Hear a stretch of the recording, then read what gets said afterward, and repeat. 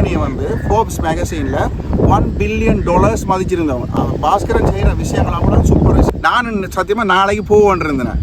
இப்போ மனசுக்குன்னு சொன்னால் நாளைக்கு ஒருக்கா போவோம், ஒருக்கா போய் பார்ப்போம் இந்த நிகழ்வேன்னு சொல்லி டைம் ஓப்பனாக இன்வைட் பண்ணால் அது பெரிய பிள்ளையாயிடும். ஆனால் வந்து இதை இன்வெஸ்ட்மெண்ட் பண்ணி இந்த நாட்டில் இருக்கிற ஆட்களுக்கு வேலை கொடுக்கணும்னு யோசிச்சது அது அவற்றை பிள்ளையில் அந்தளவு பெரிய காசு. அதுக்கப்புறம் அந்த கம்பெனி அவங்க விற்று தான் உங்களை காசு வந்தது. அவைக்கு டெலிஃபோன் கம்பெனி வச்சுருந்தவர், லேபரா டெலிஃபோன் கம்பெனி இருந்தது, அவர் அதை விற்றவர்.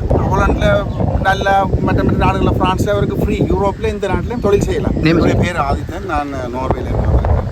உணவு திருவிழா ரீச்சாவில் நடந்த உணவு திருவிழான்றது நிகழ்வு நான் ஃபுல்லாக எல்லாத்தையும் பார்க்கல. நான் கேள்வி இதில் தான் மற்றவர்கள் சொல்லி தான் கேள்விப்பட்டேன்.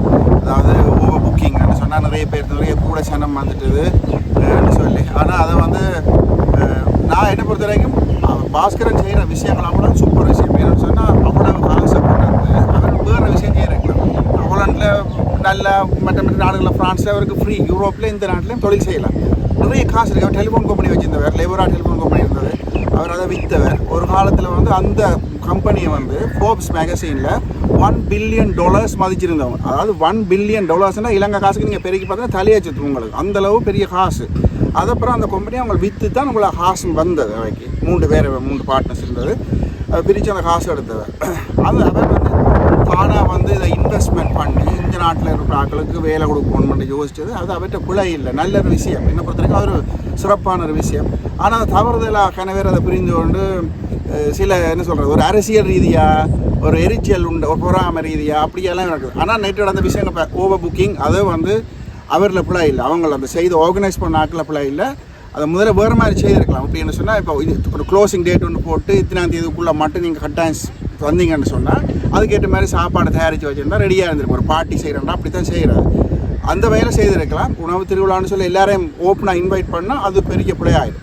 ஸோ அதை சிலவளை கரெக்ட் பண்ணியிருக்கலாம். அடுத்த முறைக்கு நான் கட்டாயம் நினைக்கிறேன், அதை கரெக்ட் பண்ணுவேன் நினைக்கிறேன். அந்த பிள்ளைகளை வந்து சின்ன பிள்ளையாள் இது, ஆனால் அது மேஜர் எஃபெக்ட் ஒன்று கொடுத்துட்டுது அதனுடைய என்ன பொறுத்தவரைக்கும். ஆனால் நல்ல விஷயம் அது.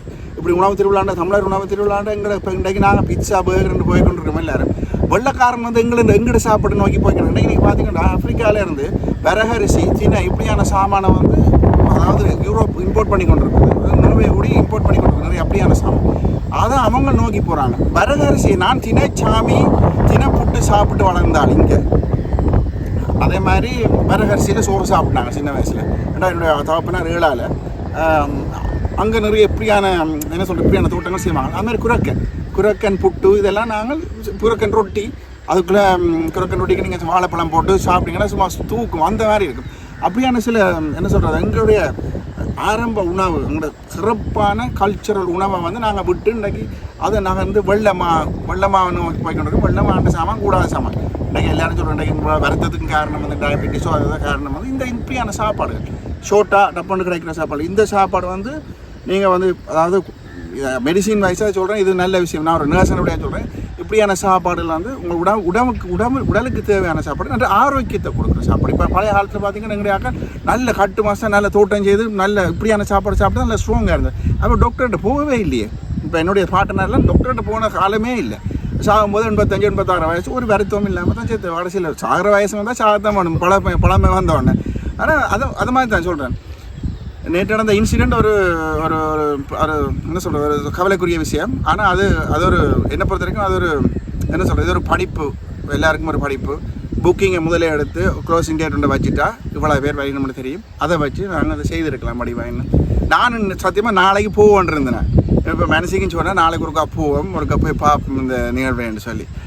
ஆனால் இப்போ எல்லாம் கேன்சல் பண்ண முடியாது, போக முடியாமல் போயிட்டது. நோர்வேயில் இலங்கை மக்கள் இலங்கை சார்ந்து எப்படி பார்க்குறாங்கன்றீங்க? நோர்வே மக்களா இலங்கை மக்கள் அங்கே எப்படி பார்க்குறாங்க, இலங்கை பற்றி எப்படி நினைக்கிறாங்க? எப்படி இல்லை நோர்வேல இருக்கிற இலங்கை மக்கள் நிறைய பேர் வந்து இப்போ இலங்கையில் திரும்பி வந்து கொண்டிருக்கிறாங்க. நிறைய பேர் இங்கேயும் வந்து அவங்க வீடுகள் வாங்கி காணிகள் வாங்கி சில பேர் திரும்பி வந்துட்டாங்க. கடல் தொழில் கூட செய்கிறாங்க. என்ன பொறுத்த வரைக்கும் எங்களோட வயசு இப்போ எனக்கு 58 வயசு, நான் போய் 41 வருஷம். எங்களுக்கெல்லாம் இப்போ நானெல்லாம் வந்து இங்கே திரும்பி வாரன்ற ஒரு ஐடியாவில் ஒரு வேலையை செய்து கொண்டு இருக்கிறேன். நீங்கள் அது மாதிரி நிறைய பேர் எனக்கு தெரிஞ்ச நண்பர்கள் நிறைய பேர் இங்கே வந்திருக்கிறாங்க. ஏற்கனவே இங்கே வந்து இருக்கிறாங்க. 6 மாதம் இங்கே இருக்குது, 6 மாதம் அங்கே இருக்குது அப்படிங்கிற எல்லாம் இருக்கிறாங்க. அவங்களோட இப்போ அவங்க பார்க்குற அவங்களோட பார்வைன்னு சொன்னால் இங்கே வளர்கிற பிள்ளைகள் வந்து கொஞ்சம் என்ன சொல்கிறது முயற்சி இல்லாமல் வளர்கிறாங்கன்னு சொல்லி ஒரு கவலை இல்லை.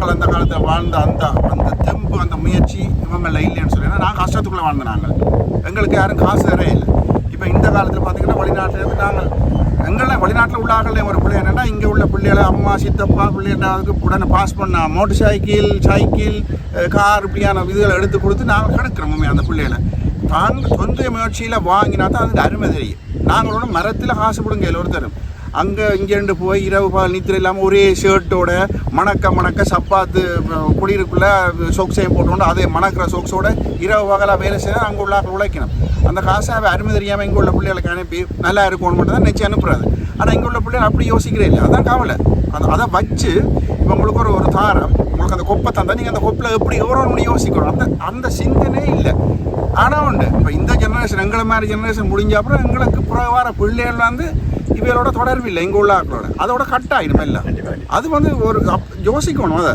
நீங்கள் நடுதலுமே இதே மாதிரி வாழ முடியாது உங்களோட காலில் சொந்த காலில் எப்போ நிற்கிறீங்களோ அன்றைக்கு நாடு நீங்களும் நல்லா இருப்பீங்க நாடு நல்லா இருக்கும் இதை நான் சொல்கிறேன் அறிவுரை